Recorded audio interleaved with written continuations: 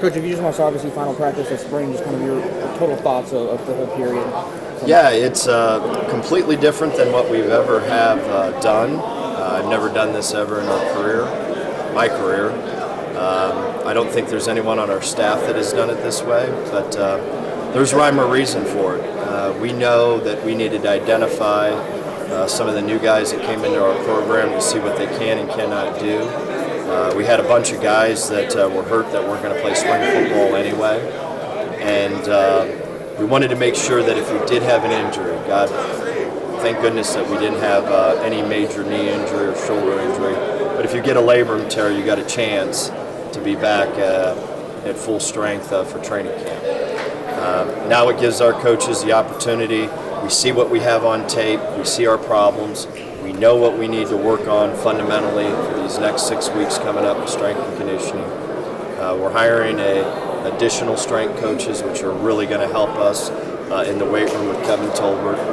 And we're going to get big and strong. We're going to work on the fundamentals that we need to work on through the football conditioning, what have not.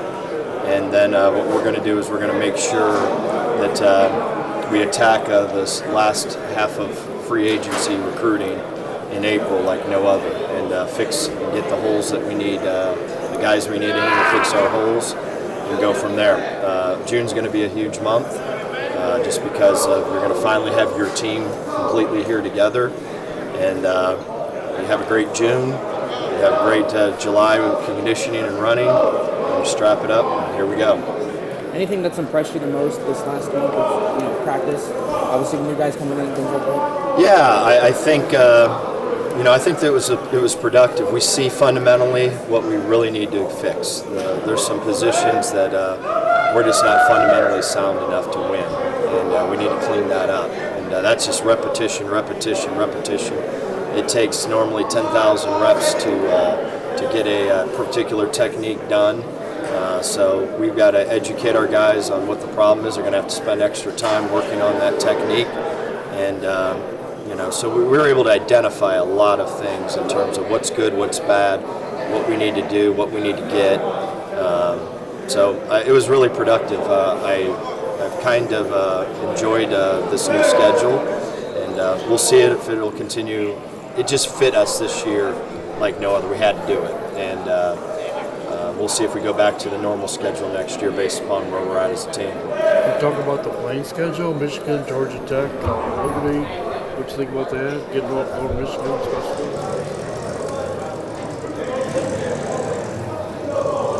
I think I like exactly how it was laid out, inside and out. So I can't ask for a better schedule. Are you glad to be getting to go to Michigan and take on the floor team? How do you feel about that? You're asking about Michigan? Yeah. Oh, that's my school. It's a great place. I haven't been in the new stadium since it's been done. I've been back to one football game in the last since 2000 and whenever I was there, 2008 when I was at the Lions. I went to the Wisconsin-Michigan game. Michigan came back and won. But that's the last time I've been to in that stadium in a football competition. So it's going to be really weird standing on the other sideline. I've got a ton of friends that are coaches there. Coach Harbaugh, obviously, with Coach Harbaugh's father playing here and coaching here. Mike Hart. We got Ronald Bellamy, my roommate, Mike Elston. So there's a lot of good friends and good family still at that place, and we're excited about that game, but that's such a long way away. Really, in all actuality, I'm worried about us going left-right on inside zone and taking the right footwork on Y-stick, to be honest with you. So, obviously, that's a special personal game for me, but in terms of what our team needs to worry about right now, it's being able to go left-right with great hand placement, great pad level on inside zone, and getting the quarterbacks to get the right progression with the right footwork and throw it to the open guy. Matt's gone now. Obviously, that was a staple for you the last several years, Coach. And quarterback room's gone from kind of a full house to pretty lean there a couple of years, and now you got a full house again this year. Yeah, it's going to be that way, I think, in college football. I think the minute that you declare who your starter is, the room will thin out fairly fast, and then you'll have a full room when that particular starter departs. I think that's the landscape of college football right now. I don't like it. I love taking a guy and develop him for a couple of years, so whenever he goes in, he dominates. That was at Michigan. That's how we did it. We had guys that didn't play till their 4th and 5th year, but when they walked in there, they were dominating, and they were NFL players, all of them. And I missed that part of the development piece, but you got to adapt and adjust. You got to completely adapt and adjust to what college football's turned into. So how do you keep these guys here when the decision's made, this person's going to start, and how do you keep them around? You try your best. We've got some really good character guys that we've recruited that I think will battle and stay, and there's some that won't. That's just how it works. And because there's only one ball, and generally speaking, you want to play just one. You want to have one starter. The dual system I've been a part of, it's hard. Not to say you can't do it, but it's hard, and it's difficult on rhythm. It's difficult on getting into the flow of the game.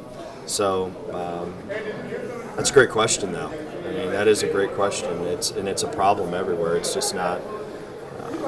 If you really look at who's been recruited at their particular places, how many of those guys are the starting quarterback at their particular places? Not a lot. But we've got some guys that are really going to compete hard. Our plan with that position is work really hard in the month of March and April, have a great June, and then make those decisions in training camp. I think it's unfair in a 14-15 practice of all new guys, essentially, to making decisions right now. We've got to teach these guys, give them the opportunity to truly be ready to compete, opposed to making irrational decisions whenever they're not ready to even compete for the position. So we're going to take our time with it. Skilled players are great, but you've said for years, Coach, the games are won and lost in the trenches. You had some attrition there as well. Talk about the O-line, the offense. Yeah, we need to, as usual, we need to take the next step at that position, and we will. I think defensively we're a little bit more ahead just because we only really lost Carl. Now, Carl is he's a productive, really good player, but it's not like we've lost 3 Carls. You lose 3 Carls, you're in a world of trouble. We've lost one. We got to find a way to find a replacement at that position. I think other guys are going to have to be more productive around that defensive end position, which I think we will. I think our secondary is going to be pretty damn good. I really do. Some of these young kids that we've had, Husky, Loeffler, that we played a little bit last year, they're just different.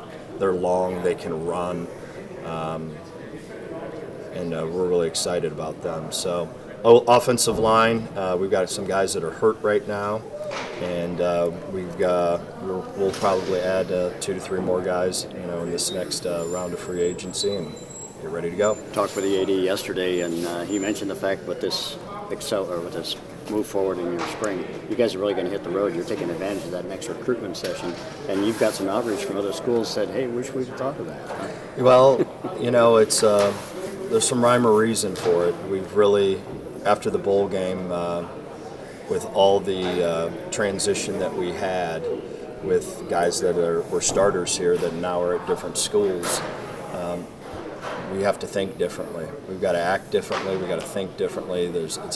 It'll end up being in college football when it's all said and done. There'll be a whole different calendar when it's all said and done. I really believe that. I think, in my opinion, spring football will turn into mini camps, and then I think it'll be full-blown, real OTAs in June. I just do. I mean, the transition of 12 to 18 new guys walking into your program, that's just going to be the model, I think. So we'll see. I mean, that's way above my pay grade. It's just what I'm guessing. So obviously I have no say in any of that.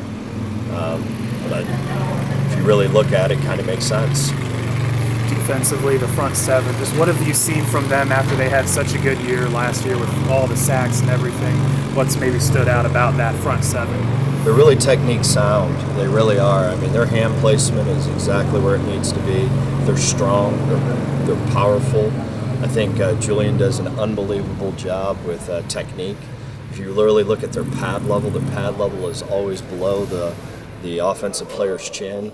Their hands are always winning inside, and we've recruited some really strong dudes. But I thought the development at that position has been excellent. What have you seen from some of your fifth-year seniors, a guy like Demetrius or maybe Austin Osborne, who've been here with the program for a while? What have they shown in this spring training as far as leadership and stuff? Well, they've played a lot of football, and we'll really find out. The real leaders, in my opinion, will really rise to the top whenever we're going to go into some really, really tough off-season conditioning here, and that's where you find out who the leaders are when things get really hard, who can grab the team and get them to go to the next drill and not feel sorry for themselves and be able to compete and attack whenever you're tired. That's moving breaking points is what you're trying to do, and then moving breaking points is all such a mindset. I mean, it's complete mindset. It's complete leadership. You get a guy that is a tough leader.